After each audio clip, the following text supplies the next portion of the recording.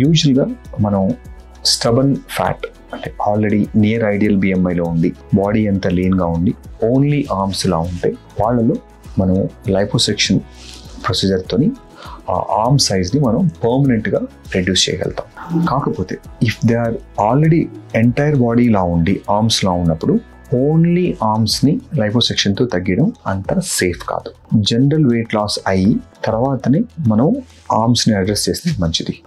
Ideal body వెయిట్లో ఉండి జెనెటికల్గా మీకు కనుక ఆర్మ్స్లా ఉంటే లైపోసెక్షన్తోని ఖచ్చితంగా మనం సేఫ్గా ఆర్మ్ సైజ్ని తగ్గించుకోవచ్చు. తగ్గించిన తర్వాత కూడా మీరు ఐడియల్ బాడీ వెయిట్ మెయింటైన్ చేయకపోతే మళ్ళీ ఫ్యూచర్లో కొంత మళ్ళీ రీగెయిన్ అయ్యే ఛాన్స్ ఉంటుంది. సో మీరు ఆర్మ్ సర్జరీ చేసుకున్న తర్వాత కూడా మీరు హెల్దీ లైఫ్ స్టైల్ అడాప్ట్ అయితేనే రిజల్ట్ అనేది మనకు లాంగ్ టర్మ్లో మెయింటైన్ అవుతూ ఉంటుంది.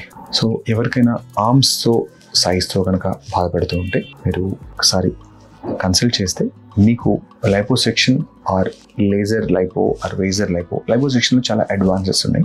సో మీకు అవి సూట్ అవుతాయా? దాంతోపాటు కొంతమందిలో స్కిన్ ఎక్సెస్ ఉంటే వాళ్ళకి మనం ఆర్మ్ లిఫ్ట్ అని కూడా చేస్తాం.